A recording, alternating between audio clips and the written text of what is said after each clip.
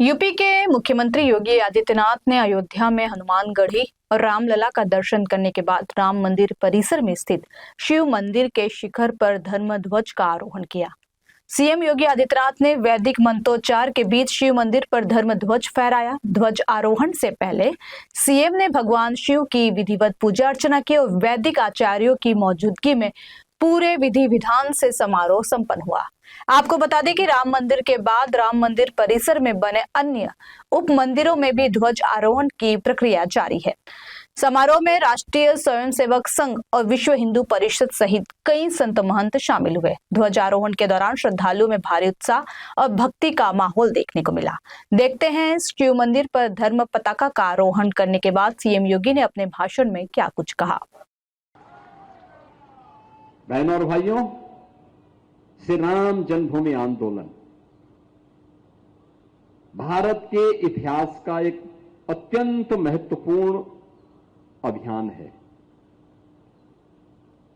संभवतः दुनिया के अंदर कहीं भी इस प्रकार का आयोजन नहीं हुआ होगा। अपने प्रभु के लिए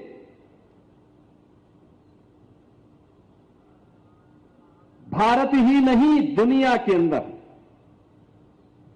जहां कहीं भी सनातन धर्मावलंबी रहा, वह किसी जाति, किसी पंथ, किसी संप्रदाय, वनवासी हो, गिरवासी हो, वंचित हो, सड़क पे भिक्षावृत्ति से अपना जीवन यापन करने वाला व्यक्ति हो या राजमहल के प्रसाद में रहने वाला बड़ा सा बड़ा व्यक्ति, बड़ा सा बड़ा उद्यमी, हर एक के मन में एक ही भाव होती थी कि हमारे प्रभु श्री राम का भव्य मंदिर बने, वह स्थान हमें प्राप्त हो। उस कार्यक्रम को मैं अपनी आंखों से देख सकूं। पीढ़ी पर पीढ़ी चलती गई, संघर्ष और आंदोलन बढ़ते गए। क्या महिला, क्या पुरुष, क्या वृद्ध, क्या जवान, क्या बच्चे, क्या महिला, क्या पुरुष, समाज का हर तबका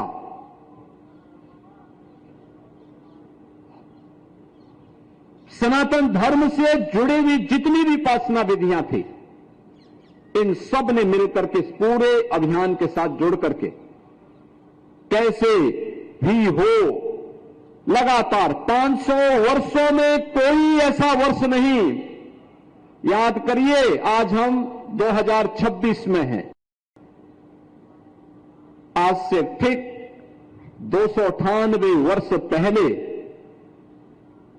वह काली रात्रि आई थी जब राम जन्मभूमि पर प्रभु श्री राम के मंदिर को अपवित्र करके एक विवादित ढांचा खड़ा कर दिया गया था। लेकिन बिना किसी रोक के, बिना किसी टोक के, बिना किसी दबाव के, बिना किसी भय के उस दिन से लेकर के लगातार 1528 से लेकर के कभी कोई दिन ऐसा नहीं रहा होगा जब भारत के सनातन धर्मावलंबियों ने राम जन्मभूमि के लिए सोचा न हो और उसके लिए कुछ करने की इच्छा शक्ति के साथ उस अभियान का हिस्सा न बना हो। हर व्यक्ति बना है, लेकिन होता है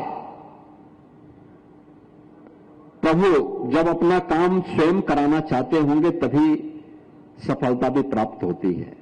और देवयोग से सर्वे अशोक सिंगल जी उस बिखरी हुई ताकत को एक करने के लिए आए। राष्ट्रीय स्वयंसेवक संघ ने 1983 में जब इस आंदोलन को अपने हाथों में लिया, आंदोलन अपनी चरम की ओर बढ़ता गया। हम लोगों ने इस आंदोलन के अंदर देखा है, जाति की दीवारें टूटी हैं, क्षेत्र और भाषा की दीवारें टूटी हैं। हम लोग आज भी इसके ताप को महसूस करते हैं जब देश के अंदर किसी भी कोने में जाते हैं, हम अरुणाचल प्रदेश में हो या उड़ीसा में, नागालैंड हो या मिजोरम में, जम्मू कश्मीर लद्दाख में हो या हिमाचल प्रदेश या उत्तराखंड के सुदूर किसी कोने में, पश्चिमी भारत में हो या पूर्वी भारत में, उत्तर भारत में हो या दक्षिण भारत में या मध्य भारत में या फिर छत्तीसगढ़ के बस्तर जैसे जनजातीय क्षेत्र में, हम लोगों को जैसे ही लोग देखते हैं सबसे पहले उनके मुंह से शब्द निकलता जय श्री राम का। कहीं भी जाते हैं, मैं भी इसी महीने पश्चिमी बंगाल के चुनाव में अलग अलग दूर दराज के गांवों में गया। जैसे लोगों को पता लगता था मैं आया हूं, महिला पुरुष बच्चे इस सड़कों पर आकर के जय श्री राम के साथ खड़े होते थे। हर व्यक्ति एक ही संबोधन, वो हिंदी जान रहा है नहीं जान रहा है, लेकिन एक संबोधन, मुझे देख करके जय श्री राम। कितनी आनंद की अनुभूति होती है। राम हम सबको जोड़ने के माध्यम बने हैं, देश को जोड़ने के माध्यम आज से नहीं त्रेता से है। त्रेता से राम जोड़ रहे हैं भारत को, उत्तर को दक्षिण से, श्री कृष्ण जोड़ रहे हैं पूरब से पश्चिम को, शिव शंकर जोड़ रहे हैं पूरे भारत के कण कण को, एक एक स्थान को 12 ज्योतिर्लिंगों के माध्यम से पूरे भारत को जोड़ने की 3 ताकत, और वही ताकत आज हम सब की सबसे बड़ी ताकत है। डॉक्टर लोहिया बोलते थे जब तक श्री राम श्री कृष्ण और शिव शंकर हैं तब तक भारत का कोई बाल बांका नहीं कर सकता है। पता नहीं लोहिया जी के शिष्यों को यह बात समझ में आती है कि नहीं आती है। ये लोग नहीं समझेंगे, क्योंकि समझ में उनकी आती है जिनको समझने की सामर्थ्य होती है। जिनमें समझने की सामर्थ्य नहीं होती, जो रामद्रोही होता है, शिवद्रोही होता है, उसके लिए कोई ठोर ठिकाना नहीं होता है, कोई ठोर ठिकाना नहीं होता है। वो आपने जयंत का किस्सा सुना ही होगा, और इसलिए बहनों और भाइयों, आज के इस अवसर पर जब हम लोग इस पूरे कार्यक्रम के एक महत्वपूर्ण पड़ाव का हिस्सा बनने जा रहे हैं, हम सब साक्षी हैं गुलामी का ढांचा हटने का भी।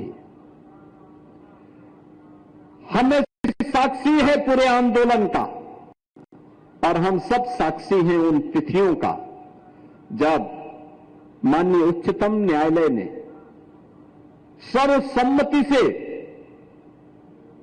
श्री राम जन्मभूमि का फैसला दिया। पूरा भारत झूम उठा था, पूरा भारत और दुनिया के अंदर से। जो लोग पहले धमकाते थे, कहते थे, बहकाते थे, राम जन्मभूमि का फैसला होगा तो ये हो जाएगा, उसकी कील खड़ा करते थे, ये वही लोग हैं जो राम सेतु को तोड़ना चाहते थे।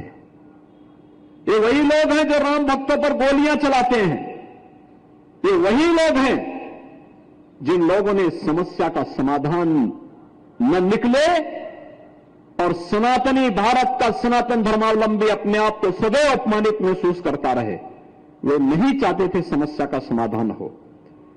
लेकिन जब माननीय उच्चतम न्यायालय ने व्यापक हित में, देश के हित में,